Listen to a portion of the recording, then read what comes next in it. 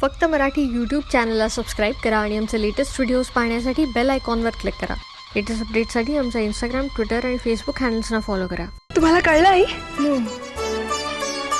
द्वारकाधीश श्रीकृष्ण महाराज धृतराष्ट्रांच्या भेटीस येणार आहेत. दुर्योधनाचे मन वळवण्यासाठी. आई, जर दुर्योधनाने पांडवांचे राज्य परत केले तर युद्ध होणारच नाही.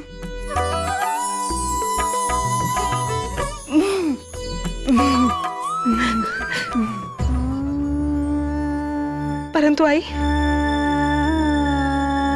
जर असं झालं नाही ना तर मात्र युद्ध अटळ आहे.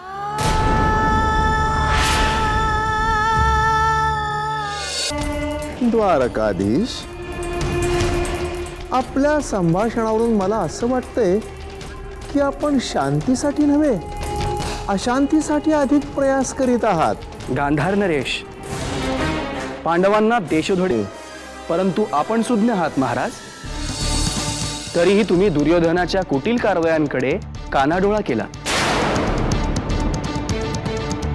त्याच्या प्रत्येक षडयंत्राला मूक राहून संमती दिलीत. पांडवांना तुमच्याकडून संरक्षण अपेक्षित होते, परंतु तुम्ही पांडवांना असुरक्षित करण्याचे डावपेच लढवलेत. परिणामी कुरुकुल आज युद्धाच्या उंबरठ्यावर उभे आहे, याचे उत्तरदायित्व केवळ तुमच्यावर आहे महाराज, केवळ तुमच्यावर.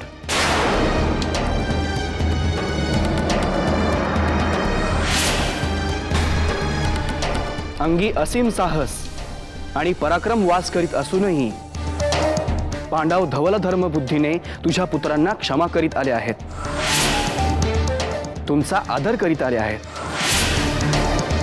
परंतु तुम्ही सर्वांनी पांडवांचा अनादर करीत कुरुकुलवधू द्रौपदी हिची भर राजसभेत विटंबना केलीत. कृष्णा, महाराज धृतराष्ट्र, दुर्योधन यांना योग्य मार्गदर्शन करण्याऐवजी तुम्ही स्वतः आपल्या प्रतिज्ञेच्या बंधनात राहात मार्गभ्रष्ट झाला आहात. परिणामी कुरुकुल भीषण संहाराच्या तोंडावर उभे आहे. महाराज धृतराष्ट्र, भूतकाळाची उजळणी करण्यात मला सारस्य नाही. जर कौरव पांडवांचे पर्यायाने कौरवांचे कल्याण करण्याची हार्दिक इच्छा असेल तर या क्षणी हस्तक्षेप करून पांडवांना न्याय द्या.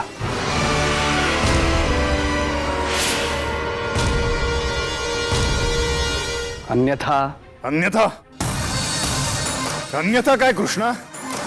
अन्यथा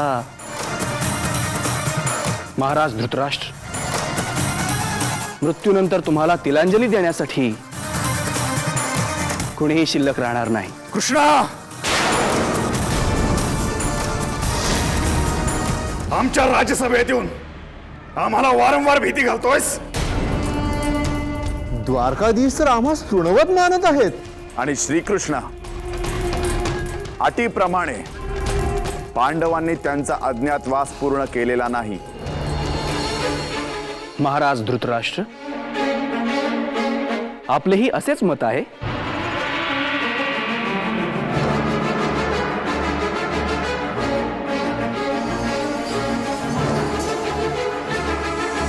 सर्व नियम आणि अटी पाळूनच पांडव अत्यंत न्यायाने प्रकट होत तुझ्या सेवेत येण्यास इच्छुक आहेत.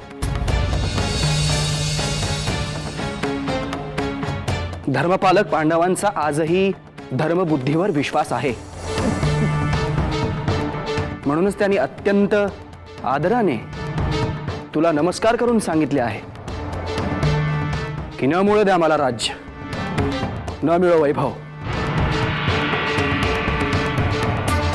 आमच्यात सामर्थ्य असेल, ऐश्वर्य वैभव आम्ही पुन्हा उभे करू. आम्हाला फक्त 5 गावे द्यावी.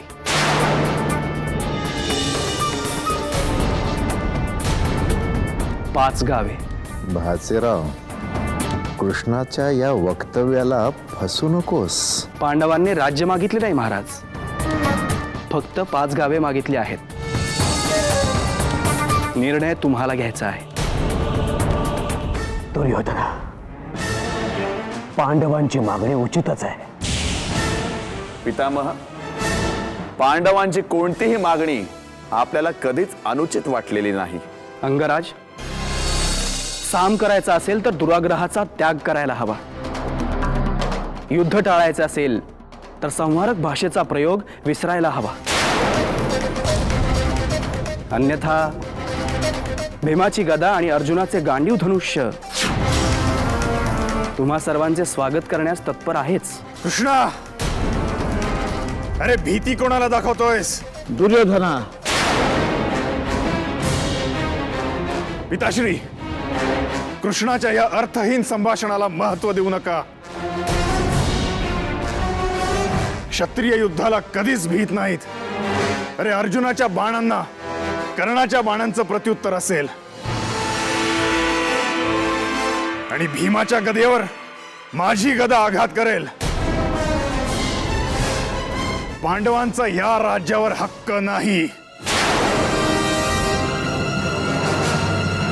त्यांना पूर्वी ते दिलं हीच मोठी चूक होती. पण पांडवांच्या मागणीवर विचार करण्या अगोदरच पितामह, विचार केला आहे, पूर्णतः विचार केला आहे. अरे पांडवांना 5 गावच काय, परंतु सुईच्या अग्रावर राहील इतकीही भूमी मी पांडवांना देण्यास तयार नाही.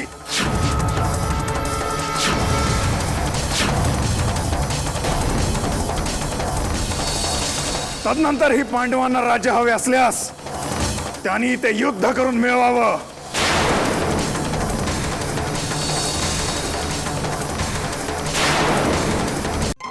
भाचेराव, त्या कृष्णाला एक क्षणभर सुद्धा हस्तिनापुरात थांबू देणं योग्य होणार नाही.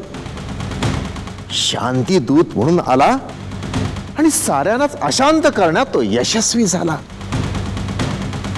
भाचेराव, आणखीन एक दिवस जरी तो हस्तिनापुरात राहिला तर आपल्या बासरी सारख्या मधुर स्वराने कुरुकुलातील ज्येष्ठांना वश करून घेण्यात आणि तुला एकाकी पाडण्यात तो यशस्वी होईल.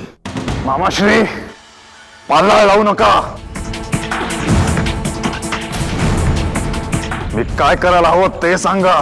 लवकरात लवकर त्या कृष्णाला हस्तिनापुराबाहेर पाठवण्याची व्यवस्था कर.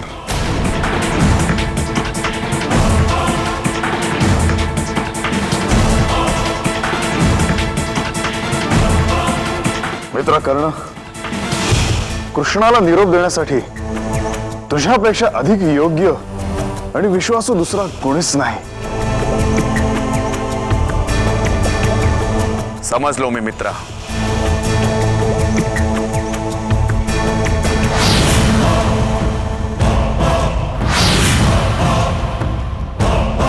हस्तिनापूरच्या वेशीपर्यंत मी श्रीकृष्णाची सोबत करेन आणि त्याचा रथ डोळ्या आड झाल्यानंतरच पुन्हा परतेन.